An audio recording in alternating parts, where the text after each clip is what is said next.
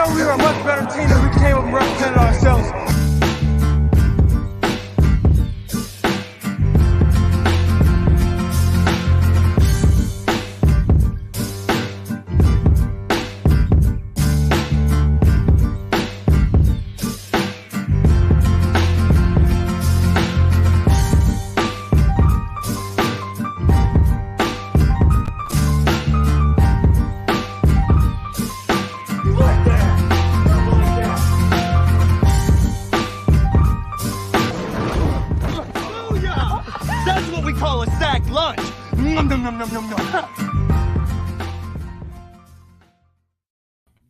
What's up, everybody?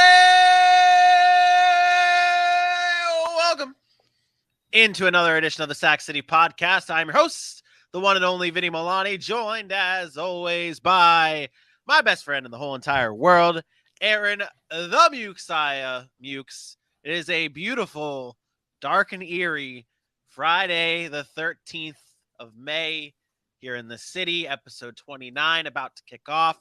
We have a wonderful show ahead of us. We are breaking down every team in the NFL. We are giving you guys our top 30. Well, it's not even top 30. We're giving top you 32. Our Sac City power rankings of the NFL teams now that the draft has come to a close and free agency has come to a close. It is just... we're ready. We're ready to break it down. We've got that. The schedule was just released last night. So much to talk about. Aaron, how goes it? I'm good. Today is Friday the 13th. It's actually the 13th. It is. I honestly didn't know that. That kind of scares me for what I have in store for some particular fans tonight, because they might be a little upset because I'm bringing some heat for them, and they might try to come get me, like, Jason and Freddy Krueger style or something, because I'm coming at some teams today. I think tonight's show, we're going to start a new fan base of hatred. I think we further our hatred for certain teams and then bring on some new hatred from new teams. You're just going to have to tune in and find out. We're going to be dropping our power rankings in just a few. But the schedule was released last night, Aaron, and I don't know what it is, but it just seems like the NFL keeps just showing out and putting the best games on paper on primetime television. And it is like, you said you looked at the schedule late, and as in late, you mean today, you looked at it. Is it just me, or does it seem like the NFL schedule just keeps getting better and better? We're seeing more and more just great matchups and everything. I mean, yeah, you see the great matchups. I don't know if I'll say. I think, again, it goes to the speculation of what's a great matchup, right? We're talking about teams now that we think are going to be good, teams that we think are going to do certain things. As we kind of break down these schedules over the next couple of weeks, each team, each division, we'll kind of get into some of that, where we see these teams going. But again, a lot of it's speculation. What we're really looking for is matchups, storylines. And I think the NFL continues to do a good job of making sure that those matchups are put in prime time. They're put in great time slots, and that their TV partners are getting the most out of those matchups. So, kudos to them. The NFL always does a good job doing it, and this year is no different. Yeah.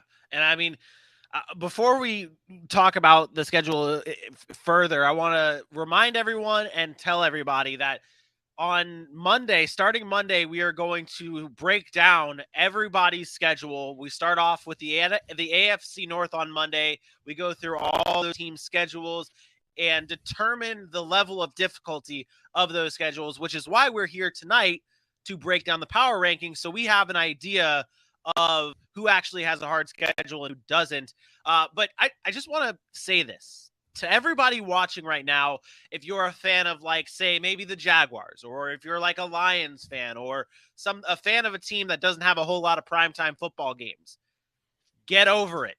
Especially for the Jacksonville Jaguars fans who complain about the Jags not having primetime games. This marks the 11th straight year that the Jags do not have a Monday Night Football game. The 11th straight year without the Jags being on Monday Night Football, which, I mean, it's not crazy, okay? We have to start considering what really goes into making primetime, who gets primetime games and who doesn't. They want to get eyes on the product. They pick the teams that are going to bring the most eyes on the product. And sadly enough, if you're a bottom feeder team with no history, you're not going to be featured on primetime television. The Jacksonville Jaguars as the prime example. Yeah, I mean, I don't even know. To me, Monday Night Football is what it is. Thursday Night Football is what it is, right? The only real, I mean, I know they call those primetime games because they're the only games on. The games that mean something to me are those Sunday Night Football games. After we've watched a day of football and we're waiting for the best matchup of the week or a primetime top matchup of that week, and that's that Sunday Night Football game. I honestly, outside of week one, I could care less what that Thursday Night Football game is or those Monday Night Football games are. I really could. Most of those games end up being not very good at times, or, you know, a lopsided affair, or a team that really probably isn't going to do anything. So I wouldn't get all worked up about that. I know Detroit doesn't have any top primetime games. I think they're the only team, which is unfortunate because they might be one of the funner teams to watch. But again, you have to prove it first. Yeah, and I think they're considered. Obviously, they're not in prime time like a Monday night football game or a Sunday night football game or even a Thursday night football game. They do have their Thanksgiving Day game though. Like there's still nobody watches that. Nobody's even awake to watch it. Everybody's cooking food. Nobody cares about the Lions on Thanksgiving. I'm just saying that is considered their primetime game. Like to me, that is their primetime game. You get the Thanksgiving Day 9 in the morning, or I guess on your time maybe 12 noon. It's prime time. Yeah, it's not a bad, like I watch it. I mean, so do I. I watch it, of course, but like I think that is their primetime game though. But Aaron, what game this season are you most looking forward to now that we know the date, the time, and everything? Oh, this one's fun. And, you know, this is not going to be your typical, hey, give me the best teams. And, well, maybe most people think this team might be the best. But for me, it's easy. Come on, guys. I'm a Cowboys fan. And it's week 2. Week 2, Cowboys and Bengals. That's right. America's team hosts Joe Shiesty, cool Joe Burrow, defending AFC champion. Look, this game means a lot to me because I am the biggest Cincinnati Bengals hater, as most people would call it, saying that they're not going to repeat what they did, that they're overrated and Joe Burrow's overrated. And so I'm excited to see this game at AT&T Stadium week 2. I like the matchup for the Cowboys. I think week 2 you get a team early in the season when they're trying to make adjustments. I think Dallas could take advantage of that. And we're going to see where Cincinnati stacks up early. And I think that's going to be the most fun for me. So I'm excited for that one. Yeah, that is your game. The team you have had the most heat for, the Bengals traveling to your favorite team in the Dallas Cowboys. I'm very glad you did go the route of picking your own team. And although to most that is a great game, like even you don't even have to be a Cowboys fan to say that that's a game you're looking forward to. You might have to be a fan of either one of these two teams to be looking forward to my favorite game. It's the Jacksonville Jaguars taking on the New York Jets on Thursday Night Football in week 13 or week 16. Sorry about that. Week 16, the Jags take on the New York Jets in East Rutherford at MetLife. You get to see Trevor Lawrence battling Zach Wilson. That the story writes itself right there between number 1 overall pick and number 2 overall pick. But what I really like about this is these are two teams that we all think, at least people on this show, think are headed towards the right direction. The Jacksonville Jaguars heading in the right direction with their new head coach, Doug Peterson. The New York Jets heading into the right direction under Robert Saleh. I mean, these are two teams that, and at week 16 of the season, everything's already rolling here. These two teams are in full steam ahead. And you talk about it, and we're going to talk about it a little bit about the New York Jets and where we think they fall in terms of the AFC as a whole and the NFL as a whole. These two teams could be surprising us come week 16. And I don't want to say battling for a playoff spot, at least for the Jacksonville Jaguars case. These are teams that are not going to be bottom feeders, in my opinion, come week 16. So you're going to see two hungry young teams come together and match up. And as a Jags fan, obviously, it writes itself right there. I'm excited. It does. That's a good matchup that I want to see as well. You get two young, supposedly franchise quarterbacks going at it week 16. But I do have some bad news regarding the New York Jets, and we're going to get into it when we talk about their schedule and their division and all that. Dude, their schedule to start the season is brutal. It is absolutely brutal. And I had such high hopes for them. I'm starting to backtrack a little in my mind just because of the start to the season. But I'm excited for them, and I'm excited for the Jaguars as well. And we're going to get to see, again, two young quarterbacks face off, and that's always fun to watch. Yeah. And on the Jaguar side of that, the Jags don't have a easy schedule to start the season either. They have the Chargers in week 2, the Eagles in week 3, the Colts, and then the Chiefs. And that's their start of the season. I mean, that's only their home schedule. No, that is correct. Yeah, that is right.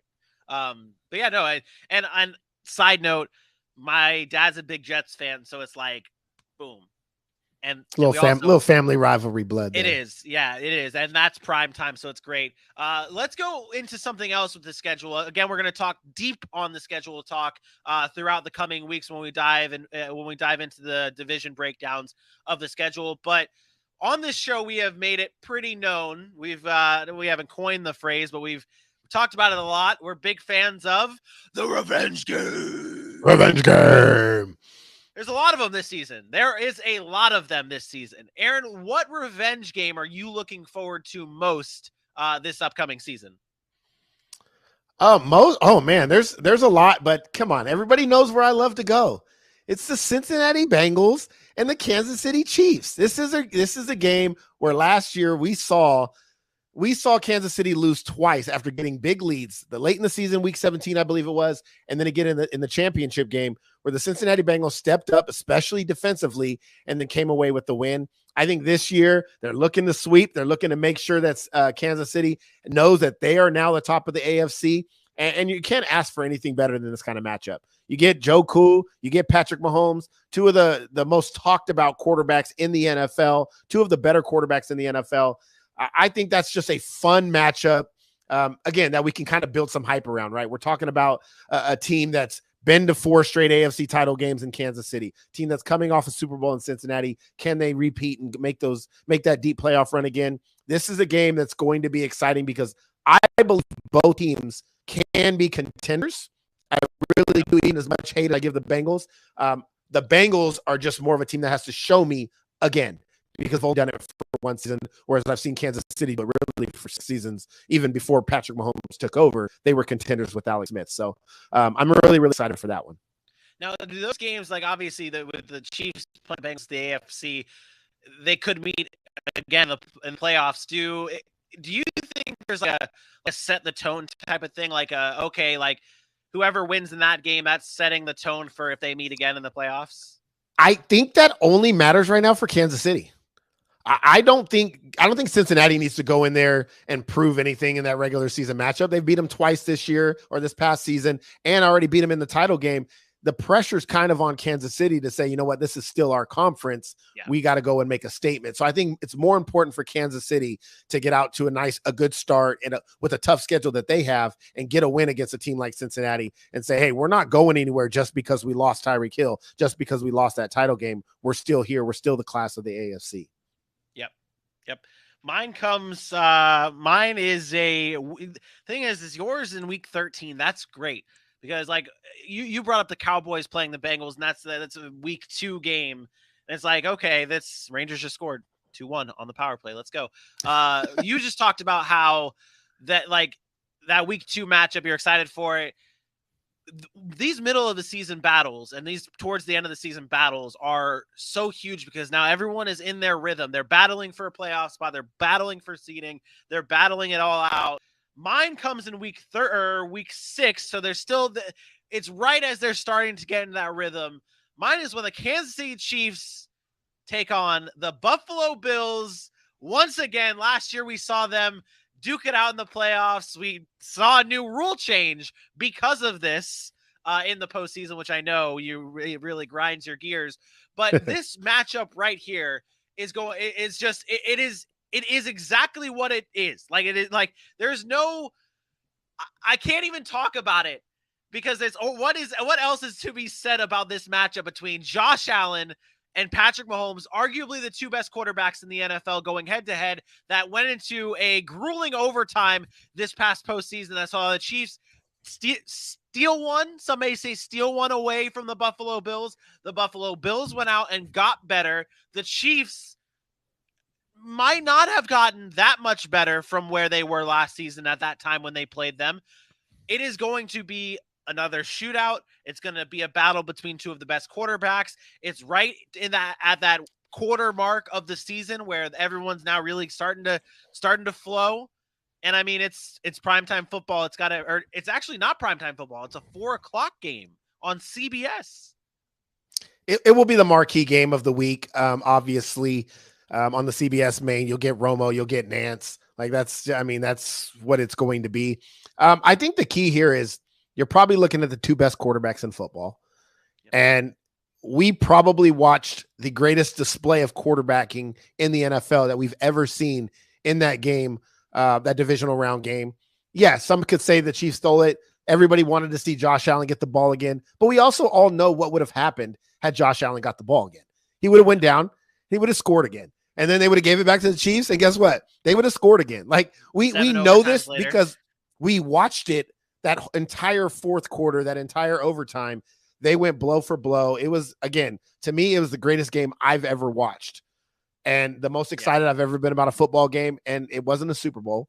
It was a divisional round game, but I thought that was the Super Bowl. I said it then. And unfortunately, it turned out neither team made it to the Super Bowl, but I would pay to see a game like that again. So I'm excited for that game as well. I think it's going to be a great display of football and two of the top teams in the NFL. We'll see how high we have them when we unveil our power rankings a little bit later. Look at you with a little teaser. And I'd be remiss if I did not mention this game. And when we talk about revenge games, there is one that kicks off. And this is an honorable mention. The Seattle Seahawks taking on the Denver Broncos in week 1 on Monday Night Football. Russell Wilson's playing his former team in the Seattle Seahawks. Is this in Seattle? It is in Seattle. So you got Russell Wilson not only playing his former team, but returning to Seattle to play them on primetime Monday Night Football. I have a question for you. This is another game that kind of the story writes itself, but do you think who do you give the advantage to? Obviously, we're going to talk about these teams and where they rank in the power rankings, but who do you give the advantage to in this game? Russell Wilson knowing what Pete Carroll does, or Pete Carroll knowing what Russell Wilson does? This is easy, but by default, Seattle's team isn't good enough to really compete at the level I believe Denver's going to be at this year. Russell Wilson knows the 12th man in Seattle. It doesn't matter how loud that place gets. Russell Wilson is very comfortable in that stadium, especially on a Monday night, which I believe Russell Wilson is the most winningest quarterback on Monday Night Football. If I'm not mistaken, he's either the top dog or he's up there with the top of winningest quarterbacks on Monday Night Football. I think I give the edge to Russell Wilson. If this was the Legion of Boom and maybe Russell was coming back to face the Legion of Boom and some vaunted secondary, some, great defense, we might have a different discussion here. But I just think Denver is on a different level right now than Seattle because of the quarterback position. Just their team is a little bit more foundationally sound. So I give the edge to Russell Wilson, but you can never count out a home opener, Monday Night Football, against a team that knows that other guy was their quarterback that wants it really bad. So it probably will end up being a close game. I would give the edge to Russell just because of, he's an all-pro quarterback. Yeah.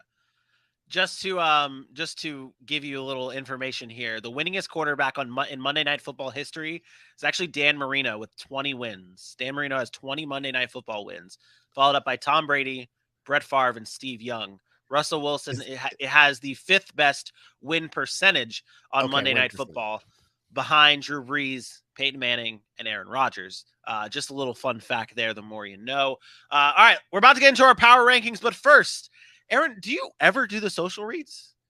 How often? No, you never give them to me because I probably talk the most on the show because I never stop talking. But yeah, it's okay. But I'm ready if you need me. I'm ready. You know why I'm ready?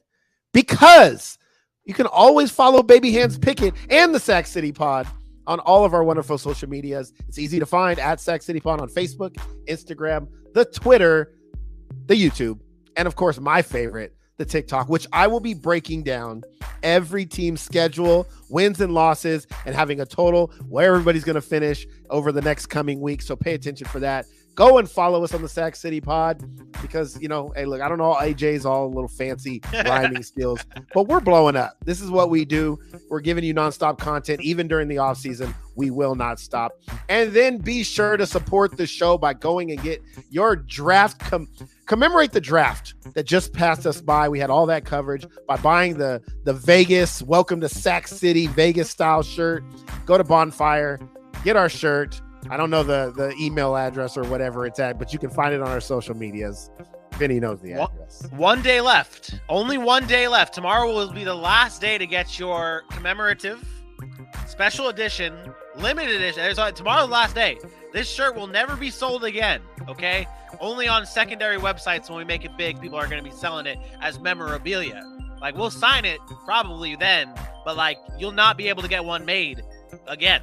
So please get it now and use the promo code SACDRAFT to save 10% off. The website actually has been right down here, and it'll still be right down here for the next probably 10-ish minutes. It is bonfire.com/shop Sac City. Very easy, very simple. Go get your shirt today. The link is also plastered all over our social media pages, and you can get it through that as well. Yeah, that's that. That is those are the plugs. And it is now time to get into our power rankings. Our Sac City power rankings about to be underway. We're going to break this down in 5 parts? I'm going to break it down in 4 parts, I should say. And I'm ready, man. I'm so excited for this. I've been buzzing about this all day. Let's go into 32 through 25. It looks like this. The Chicago Bears at 32 as the worst team in the NFL.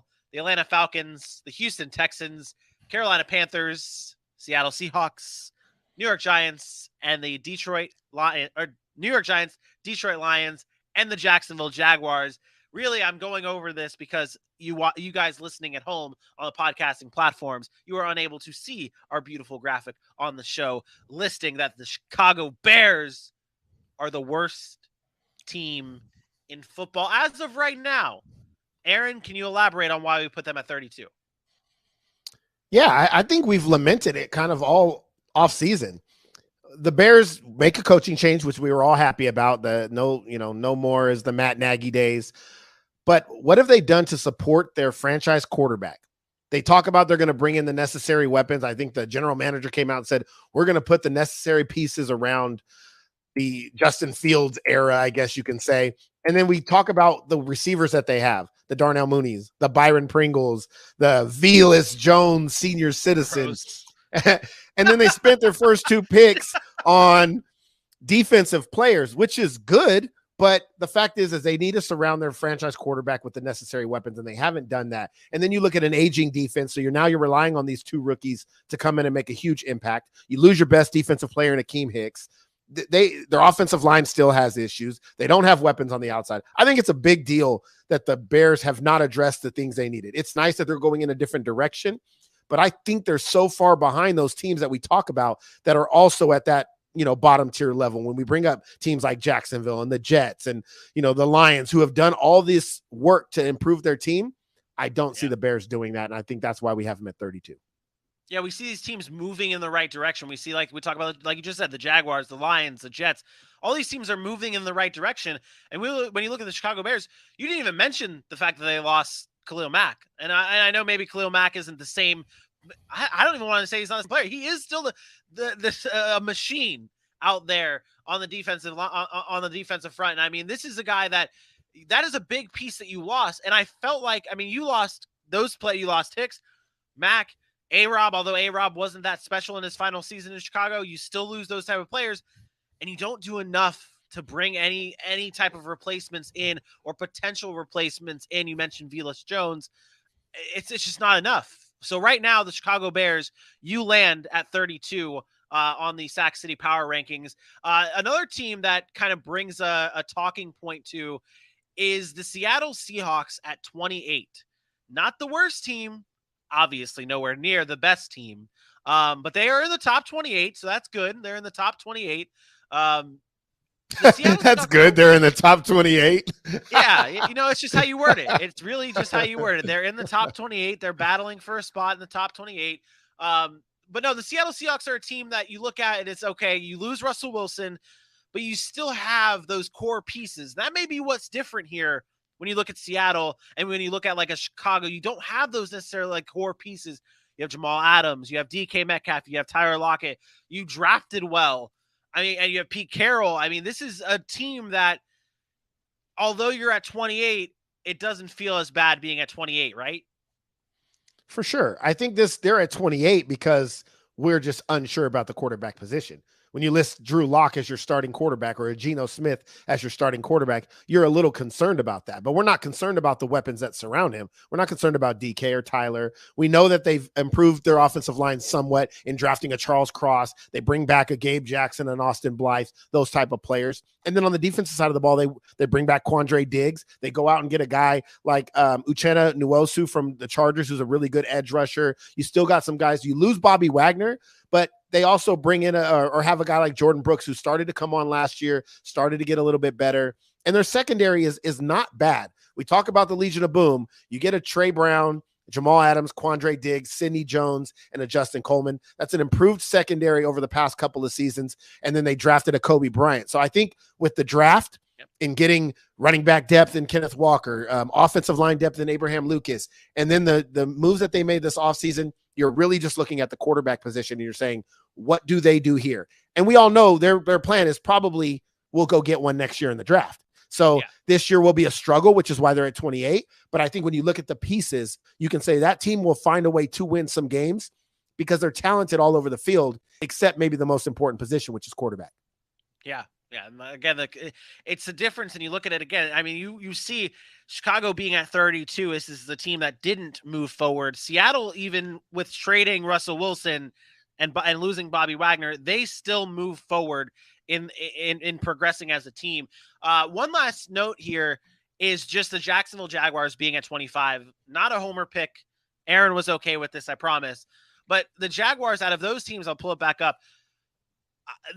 Would you say the Jaguars are the most ahead of team, like in terms of the progression of rebuilding? Would you say they're the most ahead of the Lions, Giants, Texans, Falcons, Panthers, like those type of teams?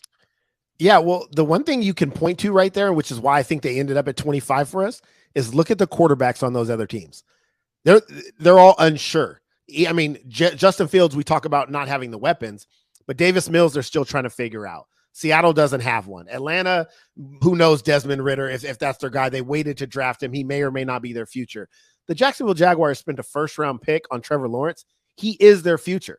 As of right now, he's their future. He's the one that they're going to rely upon, and now they're surrounding him with the necessary weapons in order for him to improve. So I think that's the difference in 25 to 32 is just they have a direction already where these other teams don't really have that direction, again, at the most important position on the football field. Yeah. And we are going to be bringing up comments as well. So if you're watching this at home, if you're watching this, please join in the chat. Let us know what you guys think of our rankings. And if you have any questions on why someone's ahead of someone else or whatever it may be, Bailey is going to be our first question tonight. Why is Houston behind Seattle, the Giants, and Carolina?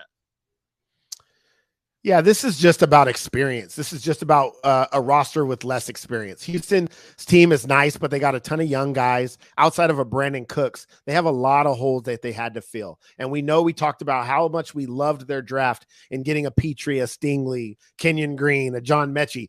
But those are 4 rookies. They're going to have to come in and start. Like, those are going to have to be pivotal parts of your team as rookies, whereas Seattle, the Giants, and Carolina already have those pieces. Carolina had a great defense last year. Their foundational pieces are going to be there. They're bringing back a J.C. Horn. We talked about Seattle. The Giants have talent really all over the field, except for the quarterback position, in which we're still unsure about Daniel Jones. Even with the loss of a James Bradbury, I think they're more talented than Houston. I think it's just a matter of experience with the Texans. But over the next couple of seasons, you might see that shift start to happen. And then when they get solidify that quarterback spot, they'll start to look like the Jaguars and perhaps the Jets. Fair enough. Fair enough. Are you ready? Are you ready to shake things up? I'm ready. That was pretty easy. Everybody's going to, okay, those are the bad teams in the league. I know this next group of 8 is going to cause some controversy. But guess what? We're ready.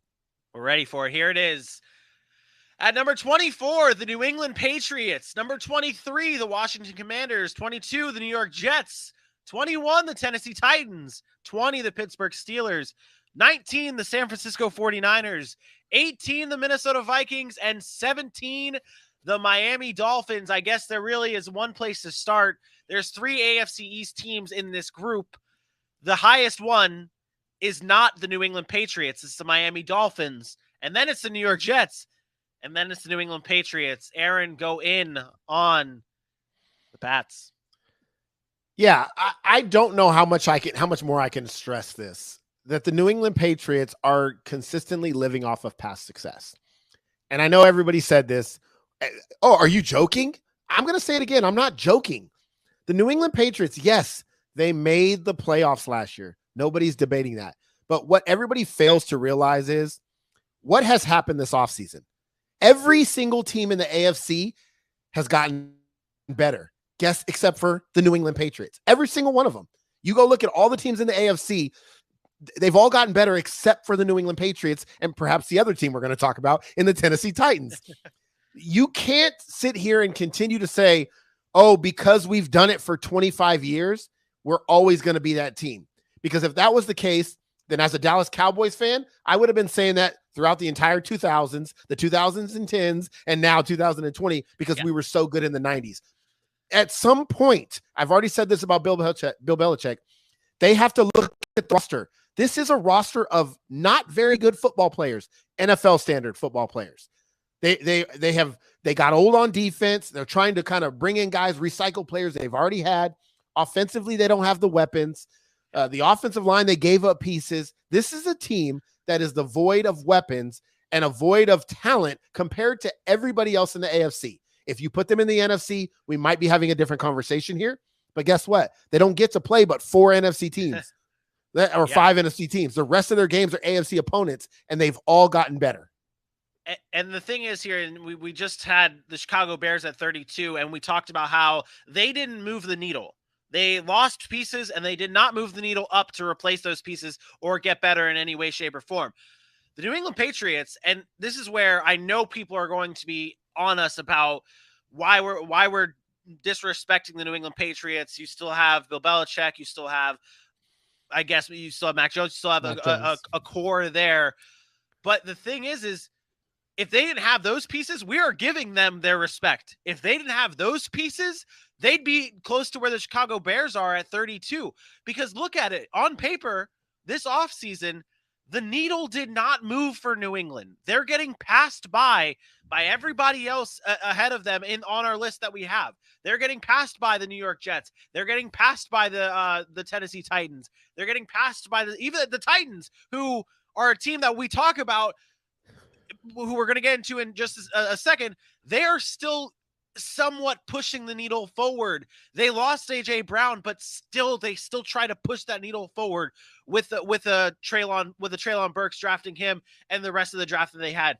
New England just loses pieces, including a JC Jackson or even a Kyle Van Noy, and they're not really moving the needle to help. And that's why we have them here. People can be mad at us all they want, but it's just plain and simple. The New England Patriots are not moving the needle forward. We're giving them the respect. We're respecting what Bill Belichick does. We're respecting the history of the New England Patriots of being a good team and putting them right there at that spot, but nowhere forward, because they have not moved the needle to make us push them forward. We talked about the offseason New England had last year, right? Everybody was so excited because they spent the most money they had spent forever, bringing in Nelson Aguilar, Kendrick Bourne, Hunter Henry, Jonnu Smith. They made all these moves last offseason, and everybody was excited. They go on a run in the middle of the season. They end up going 10-7 and make the playoffs, and then get absolutely destroyed by a real team, by a team that belonged there when the Patriots really didn't belong there.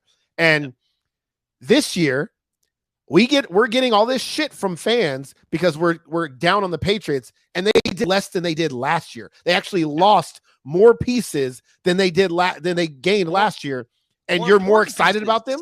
Yes, more important. Exactly, you lost the best cornerback arguably the best cornerback in the NFL. Like that's. Yeah, I don't get it. Like, I know Patriot fans have a history and they're just going to point to their, we got 6 rings, whatever. That's great. I've been there. I've been a Cowboy fan. Don't hate on the 5 rings. Like, I've been that fan. You have to look at the roster for what it is and then look at the competition in the AFC, specifically the AFC East. Buffalo, they're 10 times better than New England. Yeah. New England's not going to compete for the division title. And then we're talking about the improvements of Miami getting Tyreek Hill and now the Jets who've getting young talent. And I'm not saying the Jets are going to come be some world beaters, but it's just more that New England has to deal with. And then the rest of the AFC is so competitive. The fans just need to be realistic. They could win some games because Belichick is going to have them competitive. That's what he's so great at. Yeah. They will be competitive. They will win some games, but they are not a contender. Let's make that very clear. They are not a contender. That's why we have them where we have them. Exactly. We're showing the respect that they deserve. Sorry, Patriots fans. But one other team that obviously is going to get we're going to get some heat for is the Tennessee Titans being at 21. Now, do you want to just nip this one in the bud too? You want to shut down Titans fans before they yell at us? Yeah, I mean, they're going to yell, which is great. Listen, Titans fans, you would think that the Tennessee Titans have won a Super Bowl. I mean, you would just think that they've done something because the way they talk about how good their team is and how competitive they are, you would think that they were a team that's in the title game every year, that's in the Super Bowl, that's winning these titles. The Tennessee Titans are 5-9 in the playoffs since 2000. They have 2 double-digit win seasons in 13 years. And we have to argue with Titans fans about how irrelevant their regular seasons are. I'm sorry, but I'm a Cowboys fan, and I'm bringing it up again because I deal with this kind of stuff. Every time the Cowboys are good, most Cowboy fans, we're going to the Super Bowl this year. This is our year. And guess what happens? Everybody says, 3 playoff wins in 25 years. It hasn't happened. So you can't continue to talk about how good your roster is, what you have in these positions, when you prove year after year that you're not that team. They were the number 1 seed in the AFC last year, and they did it without Derrick Henry. Derrick Henry comes back for the playoffs. They lose their first playoff game. 2 years ago, they're up 17-0 on Baltimore in the AFC title game. They blow a lead to a quarterback who had been known for not being able to come back, not being able to throw his way back into a game. They blow that lead, and they lose. Like, they did it to Patrick Mahomes. Sorry, not Lamar Jackson. But they got it again. They got ahead on Lamar Jackson, almost blew that game to him. They blew the game to Patrick Mahomes. This is a team that is very much like the Patriots, and I'll attribute this to Mike Vrabel. They will always be competitive because that is how good of a coach Mike Vrabel is. That is how good of a roster they have. They will always be competitive, but they are not contenders. We say it year after year. They are not contenders to win the Super Bowl. They might get in the playoffs, win a couple of games, whatever. They are not going to win the Super Bowl. And you can hate me for it. You can hate for it. Hate AJ for it. Hate Dylan for it. We said it last year. That would be the one team they would lose their very first playoff game. What'd they do? They lost. Simple. They lost. Their roster's not that good. I got killed on YouTube, by the way, this week. Oh, yeah. I saw it. Killed for people telling me that they don't need edge rushers because of how good they were last season. People love to talk about last season, and I do understand the Bud Duprees. I do understand about the Jeffrey Simmons and Harold Landry's. But don't tell me that you don't need more when teams are adding all-pro offensive linemen in Cincinnati, all-pro linemen with the Colts, the Jacksonville line, Khalil Mack, Joey Bosa. Like, all these teams are adding pieces, but you guys who didn't win a playoff game can stand still and still think you're going to get to the Super Bowl.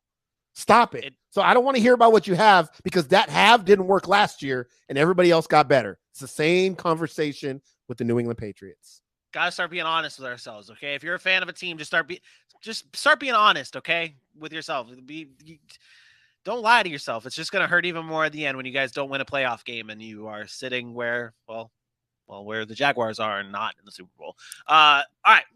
9 through here we go. It's getting intense. It is getting intense. After breaking the Titans fans' hearts, we are now moving into 16 through 9. And this is just, we're going to see. We're going to see the Philadelphia Eagles at 16, the Cleveland Browns at 15, the Indianapolis Colts at 14, Cardinals at 13, Saints at 12, Cowboys at 11, the Bengals at 10, and the Los Angeles Chargers at number 9. Now, this list here, really, it's headlined by the Bengals being at number 10, and that's where we have to start, Aaron. Yeah. So first of all, I want to say that Bengals fans should not be mad at being number 10, because I believe that is being respectful to a team that went to the Super Bowl last year. Being a top 10 team is not bad. That we are basing this off of offseason moves, key additions. Is there going to be some regression? I only want to really point out one thing with the Bengals. I think we've had this conversation enough with the Cincinnati Bengals. I think they're a very talented football team. I think they can be really good, but I'm a huge believer in the Super Bowl hangover for the team that loses. And I'm only going to point to numbers that have already happened over the past, 13 years, since 2009. Since 2009, the 13 losing Super Bowl teams, only 6 have made it back to the playoffs. Only 6. Only 1 has actually won the Super Bowl, and that was the New England Patriots. And again, you're talking about the GOAT. And I'm sorry, Joe Burrow, but you're not quite the GOAT yet. The other teams, only 2 other teams made it to the title game. That was the Patriots again in 2012 and the Chiefs last year losing in the title game. It is extremely hard in the NFL to get back to where you were the year before. Not only do you have to be a good football team, like I do believe the Bengals are a good football team, but you have to get lucky. Things have to break your way. You can't have any injuries. Those things in the NFL are so hard to do. So when you think that we're hating on the Bengals because we put them at 10 or we say they need to get better, it's not because we don't think they're a good football team. No. But Vinny's used this terminology a number of times tonight, to move the needle. You have to be able to move the needle and endure the grueling NFL season. And there's so many things that can happen. Nobody expected a 10-7 team in the Bengals to go on a run that they went on last year. Nobody. Yeah. I don't even think Bengals fans thought they could do it. No. Nobody thought that was going to happen. Whoa, bro. But they did it. Did it. We've seen this before from a team. They have to show us again. So I'm giving them respect and putting them at 10, but they have to show me that they can do it again with the healthy Baltimore, with an improved Pittsburgh, with an improved Cleveland in that division alone, and an improved AFC. So at number 10, I think we agreed that was a pretty good spot for them. Yeah, and you brought up the needle moving, with Bengals, and they did. To me, they moved the needle. They did move the needle. And that's what it is at this point of the rankings. And you and I, we went through this together, and this was a hard thing to do. Like, these rankings were not easy when it got to this point, especially in the top 10. And it's the Bengals moved the needle. So don't hear what we're not saying, Bengals fans. But they didn't move the needle on the same level as the teams ahead of them, including the Los Angeles Chargers, who I had a little higher. I did. I had a little higher than 9, but you convinced me to put them you convinced me to put them at 9. But I think the Los Angeles Chargers, they did exactly that. But and now it all clicks in my head. It all clicks in my head that why they're at 9 is because we have not seen them put it all out there yet. We haven't seen this is a team that missed the playoffs. I think the Chargers, out of all of our teams in the top 10, are the only team that didn't make the playoffs last year. So which is why we had so much debate about it, which is why. Yeah. So this is why I think it's I'm okay with this, with them being here at number 9. They did move that needle, and that's why they're the head of the Bengals, because they moved that needle a whole lot more than the Bengals did. And I thought they were almost on the same level in terms of a team before that, but obviously the Bengals put it all together, so they're right there. One last team before we go into our top 8 is Cleveland Browns. They sit at number 15 here. And we haven't seen them play with a Deshaun Watson-led team. Why do we have that? What is the reasoning behind 15 for the Browns? It's simply that. It's simply we don't know if Deshaun Watson is going to be on the field. If Deshaun Watson plays a full season with the Cleveland Browns, they are a top – I'll go as far as say a top 7 team in my opinion. But we don't know. So I'm not going to just assume, and I'm not going to take credit away from those other teams that we know, people that are going to be there at this point. But there is no doubt about it. If Deshaun Watson is on the field for the Cleveland Browns, that is a very, very talented roster. I believe he's one of the best quarterbacks in the NFL, and I believe I would have him in the top probably 7 or 8 teams in the NFL. Yeah, agreed. I really hope the Browns don't brown this season, man, because after last year, all of us were This is not even about Browns being Browns anymore. This is about this is about the Browns thought they had a franchise quarterback in Baker Mayfield. The Browns know they have a franchise quarterback in Deshaun Watson when he's on the field. Yep. We've seen what Deshaun Watson does on the football field with that roster, that running game, that defense. There is no more excuses. Yep. This is not a leader who's revered by his teammates despite his off the field problems. I don't think there's any way that you see the Browns shit the bed that they did last year if Deshaun Watson's playing quarterback for them all year. Yeah, exactly. All right, let's do it. Let's break down our top 8. Here we go. Coming in at number 8, it's the Denver Broncos. We talk about moving the needle, and they did exactly that. They pushed the needle. They said, hey, needle, I'm going to just, and they went out and acquired Russell Wilson.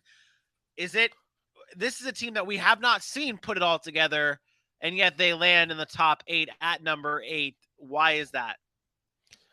Yeah, it's the roster that they already had built prior to getting Russell Wilson, right? Which is what we talk about. We talk about all these teams that didn't have a franchise quarterback that have surrounded it now their talented quarterback with enough pieces. And I think that's what Denver's done with Seattle. I'll let you finish it off because my internet connection's going kind of bad right now. No, you're good. I think that Denver there at number 8 is the right fit. We don't have to touch too long on it because I mean some of these teams it's pretty straightforward. The Denver Broncos pushed that needle forward. The team ahead of them pushed it just a little bit more by acquiring one Davante Adams. The Las Vegas Raiders come in at number 7. This is a team that already had it all. I mean, this is a team that they lost a heartbreaker to Cincinnati and they went out and got their fix, basically. They needed another weapon. They needed someone alongside Hunter Renfrow. They needed a playmaker. And guess what? They went out and got the best playmaker at the wide receiver position in Davante Adams. I think at number 7, it's it's straightforward, right? Yeah, I think they don't get the credit they deserve, especially a team that made the playoffs last year. Like, people forget they were in that game with the AFC champion Cincinnati Bengals with a chance to win. Yeah. Who knows if an imaginary whistle wasn't blown, what happens in that game. The Raiders had a good football team, and I think people are starting to give Derek Carr the respect he deserves. And now you bring in, all the additions, a Dylan Parham in the draft. I thought it was a great draft pick for the depth on the offensive line that they needed. The one thing I wasn't happy about, the news came out today that they traded Brian Edwards. Why can't I think of his Brian Edwards? I actually liked Brian Edwards on the other side of Davante Adams. So it'll be interesting how they fill that third kind of running or wide receiver role with the DeMarcus Robinson or Keelan Cole or Matt Collins or somebody like that. But their defense got better in a Chandler Jones. They go and get a Rock Ya-Sin, who's not great, but again, he's been in the league for making plays with the Colts.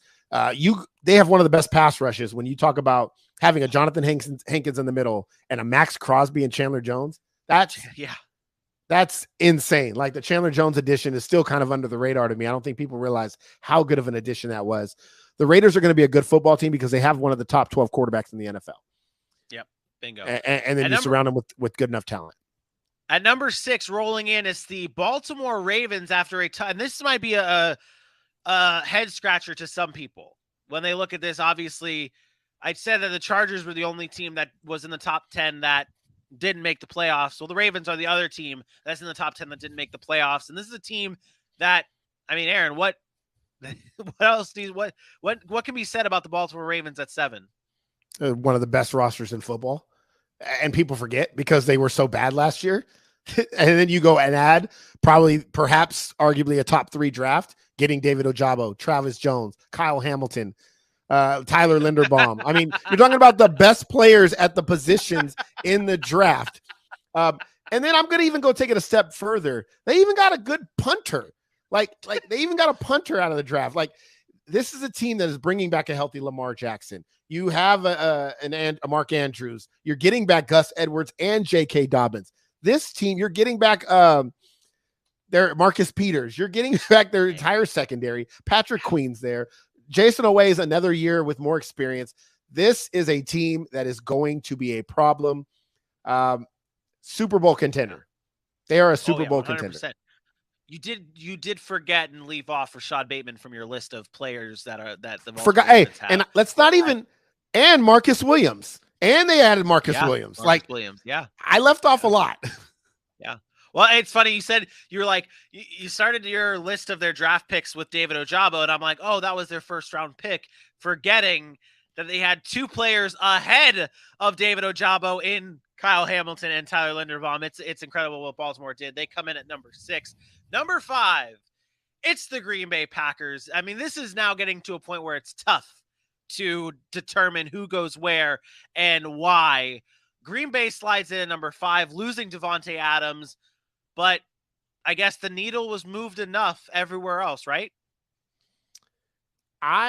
You know how I feel about wide receivers, and I like wide receiver. I catch football. You know what I'm saying? They don't move the needle as much as people want them to. They can make a good team great, but they don't take a great football team and make them bad. And I think that's what you're seeing here. Devontae Adams is a hell of a player. Okay, he's a hell of a player. Aaron Rodgers is the reason why Green Bay is Green Bay. That offense will still run with Aaron Rodgers at quarterback. It's the same reason why we still believe in Kansas City. It's the same reason why we've watched other receivers leave and we still see teams do okay. What they've done on defense and what they've done in the draft, it's just their roster is one of the best rosters in football, top to bottom. Name a weak spot on the Green Bay Packers outside of the imaginary wide receiver position if we don't think Christian Watson's going to be good. Who's their tight end? They don't have a weak spot. Who's their tight end? They still got Tunyon. Oh yeah, that's it. Okay, Tunyon's still there. Mercedes Lewis is still there. Hey, there it is. Let's go, Mercedes. All right, good. I knew that would excite you. But yeah, I mean, and it's splitting hair. It's getting tough with this top 5 coming in at number 4. And real quick, I like the way you broke that down with talking about how losing Devontae Adams sucks, but Aaron Rodgers, it's the reason why the quarterback position wins the MVP so often. It's because it's the most important position and it runs through the quarterback position. And when you have Aaron Rodgers, who's arguably the best quarterback in the NFL, I say arguably, didn't say he was, arguably the best quarterback in the NFL, that's what happens. Number 4. It's the Tampa Bay Buccaneers. The Bucs slot in at number 4. The once Super Bowl champion led by Tom Brady. He returns. New head coach there with Todd Bowles. You still have them in that same spot, though. Really, this is where the Bucs kind of fall normally, right? No change with Todd Bowles and Bruce Arians, right? No, they're going to run the same offense. Tom Brady's still the GOAT. Tom Brady, unless he just has a massive fall off, which I don't see happening the way he works unless he gets injured, something like that. They added Russell Gage. They drafted Logan Hall. We talked about Luke Goedeke, adding some depth there. Defensive line needed some help. They still could probably use another pass rusher, but I told you, watch out for Joe Tryon. I don't know how to say his very last name, is Shoyinka or something. But he started to come on last year. They're fine. They bring back most of their players. They got Shaq Mason to kind of fill the void of losing one of their offensive linemen. They'll be there. It's a weak NFC. Yeah. They're fine. Like there's not much to say about Tampa Bay other than they got Brady. They're a Super Bowl contender. Exactly. And the same thing could be said similarly to the team that slots in at number 3. It's the Kansas City Chiefs. Whoa! I would venture to guess that people disagree with you. Now, I'm not going to disagree with you because of my man crush here. I mean, Hold on. Is that crooked? Yeah. It is a little crooked. Put a level on that shit. Let's be honest. There are people out there that do not think the Kansas City Chiefs are a Super Bowl contender because they lost Tyreek Hill. And Tyrann Mathieu.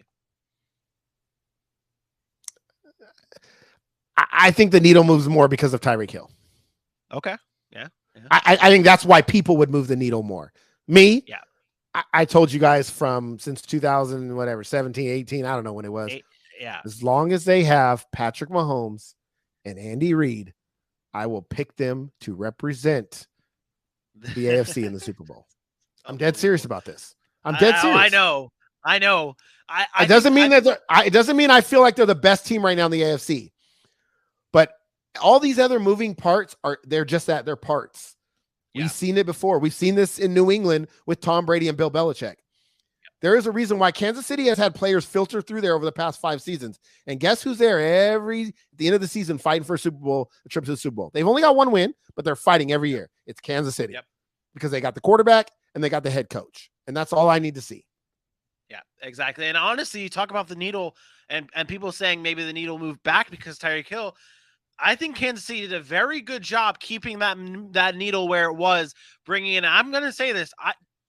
Juju Smith-Schuster, I don't know what goes into winning comeback player of the year, but I think Juju Smith-Schuster has a wide receiver 1 type year where we're talking about him as a top 10, top 7 wide receiver at the end of the year with Patrick Mahomes. Like that's how good I think it ends up being. Yeah. It could be. I think he's a better number 2 option, which I think helps being in Kansas City because Travis Kelce's the main focus. Yeah, exactly. You have a Marquez Valdez-Scantling. You draft a Sky Moore. I think it helps Juju having all of those other weapons because they can't just focus on him. I do believe he's going to have a really good year. I don't know about top 7, but he'll have a good year. We will, especially for fantasy. We'll see. All right, let's break it down. Number 2 and number 1, 2 teams remain. Who gets the number 1 spot? It is the Los Angeles Rams at number 1 and the Buffalo Bills at number 2. Aaron, how hard was this decision to put the Bills and the Rams where they were? More difficult than you think. This is simply a respect move for the Rams for winning the Super Bowl last year. So I believe the Buffalo Bills are the most talented, the best team in football going into whatever today's Friday, May 13th. I believe the Buffalo Bills are the best team in football. But the Rams won the Super Bowl last year. The Rams got Allen Robinson. The Rams still addressed some needs. They lost a few players, but they've addressed some needs. I feel like they deserve to be number 1 because of the respect we need to put on Matt Stafford's name. And Sean McVay, too, man, after going to a Super Bowl and having that atrocious Super Bowl that he had against the Patriots, a couple years later, he's right back in it, and he gets the win after he gets his quarterback. The Rams deserve to be number 1, but Buffalo is coming. Yeah, I think Buffalo is coming, but I personally think that the Rams are the best team in football, and it's not just paying respect to their Super Bowl win. I think they are the best team in football. You talk about Sean McVay being a very good head coach, and then you talk the theme of the show, that needle, that imaginary needle. It was already at full gear for the Los Angeles Rams after winning a Super Bowl. They lose Sony Michel, which okay, you lose Sony. That'll matter a little bit, but not enough. Losing Andrew Whitworth will hurt. Whitworth will hurt that locker room as well as that offensive line. Agreed. I think that's their biggest loss to me. But I think where they gained, it still keeps that needle at all the way at full gear, if not breaking the dial and going full past the full gear and breaking into the shadow realm or whatever we're calling it nowadays. They bring in Bobby Wagner. They play week 1, right? Rams Bills week 1. That's the Thursday night. So I'm just going to tell you right now, you are going to see the Rams get destroyed week 1. Destroyed. Buffalo is going to destroy the Rams in week 1. Wow. And it's not indicative of where they finish or anything like that. But if you don't know what I'm talking about, go visit the TikTok page. If you watch the Ozarks, got a little Ozark Josh Allen in there. Visit that TikTok page and just play that one. That's Josh Allen's mentality coming into this year after the way they lost last year in that overtime game. There you go. There you have it. You can follow us on TikTok at Sac City Pod and the rest of our social media platforms. That's Facebook, Instagram, Twitter, and YouTube. Be sure to subscribe. Again, last day is tomorrow to get your Welcome to Sac City Vegas tee available on bonfire.com/shop Sac City. Use the promo code SACDRAFT to save 10% off. That does it for our final power rankings our first power rankings of the new year, once now that the draft and the free agency is complete. We'll be back on Monday live at 8 p.m. Eastern time, breaking down the AFC North and and the teams involved and their schedule, I should say.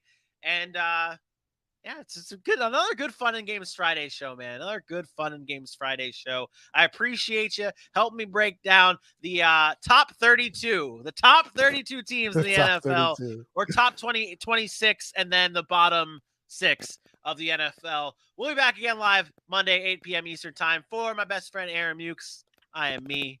We will see you Monday. Peace out.